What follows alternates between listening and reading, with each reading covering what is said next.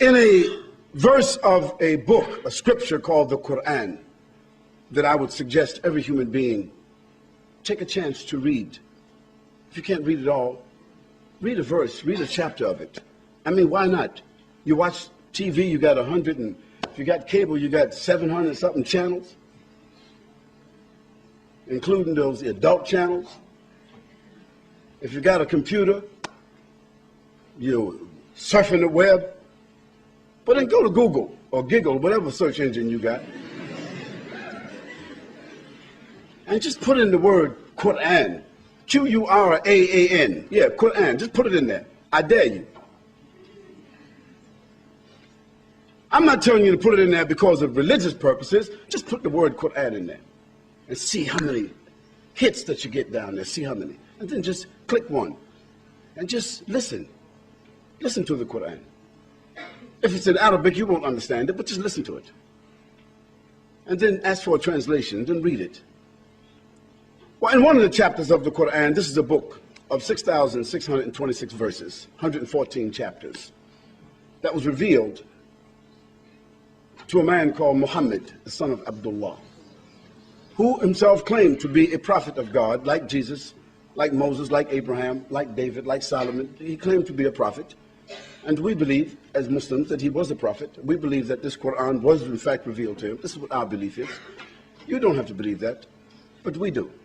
In this book, among other things that I'm going to tell you about this book, there's a verse that says, أعوذ بالله من الشيطان الرجيم بسم الله الرحمن الرحيم تبارك الذي بيده الملك وهو على كل شيء قدير الذي خلق الموت والحياة ليبلوكم أيكم أحسن عملا.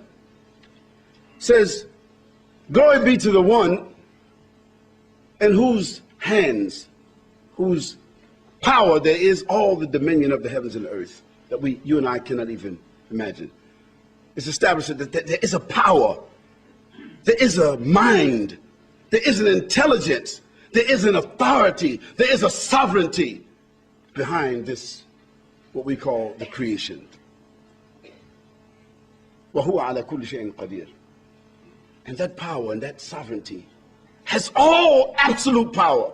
Not humans, not governments, individuals or collectively, past, present, future, nothing. We're just sophisticated sperm drops. That's all we are. Sophisticated.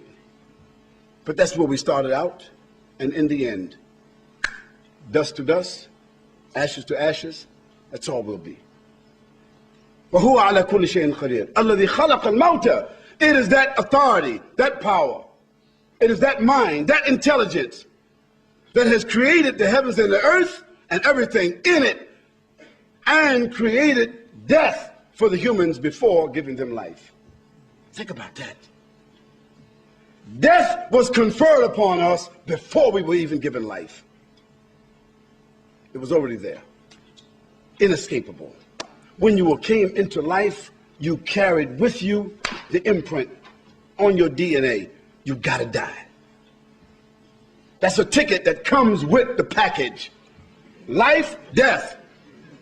But in this particular verse, we usually as humans say life, death, because we're living looking at death, even though we ignore it.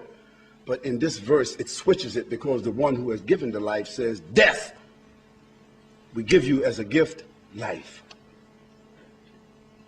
الذي خلق الموت والحياة ليبلوكم أيكم أحسن عملا. In order to see which one of you will be the best in their behavior and in their conduct or their responses. Now that verse gives us the premise of our discussion. That the purpose of life, just small little like that, that's all it is. We think of it as days, weeks, months, years. We call some of us, what do they call a person who's 100 years old, we call them? A centenarian or something, what's that terminology? Somebody who's 80 years old, we give them different names, but it's just like that. And if you're 60 today, or in my case, 59 in 3 days, maybe I shouldn't have said that, huh? See, think back.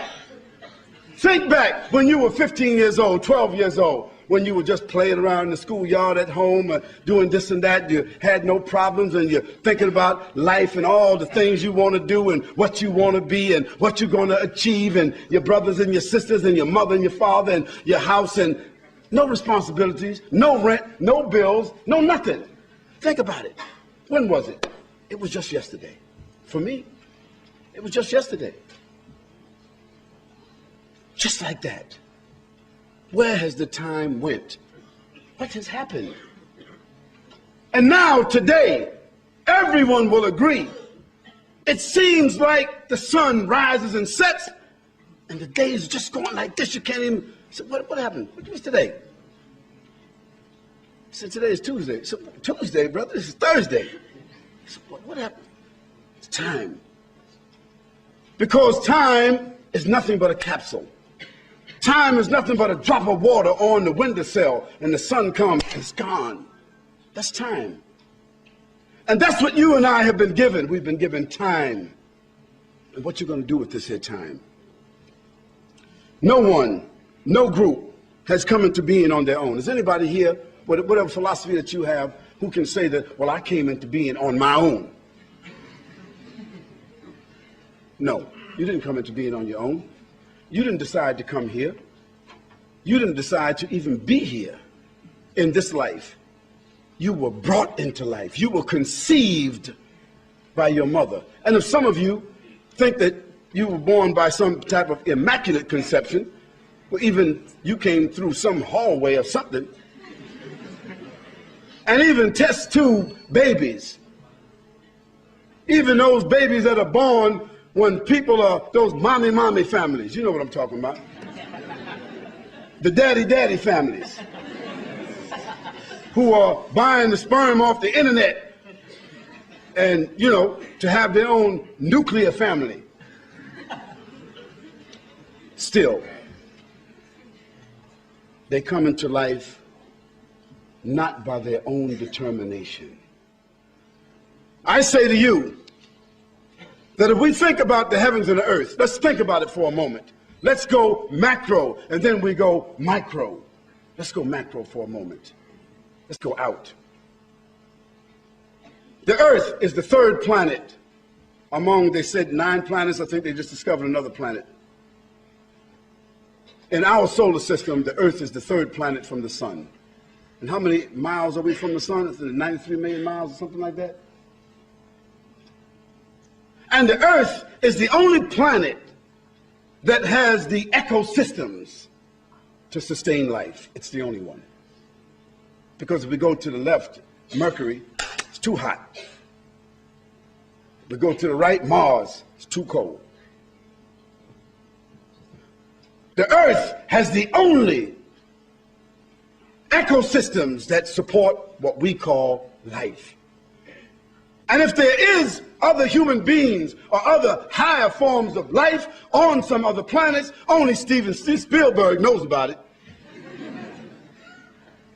Or that station that comes on, what's that program that comes on with that, about the aliens?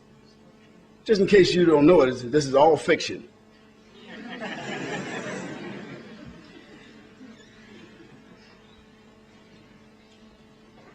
And our solar system has a sun, which is a star.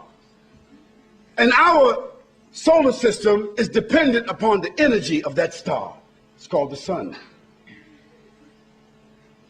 Yet our sun, with all of its brightness and power, it is one of the smaller stars in the Milky Way. Did you know that?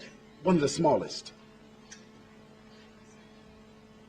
One of the smaller stars in the Milky Way. And the Milky Way itself has 56 billion stars like our sun.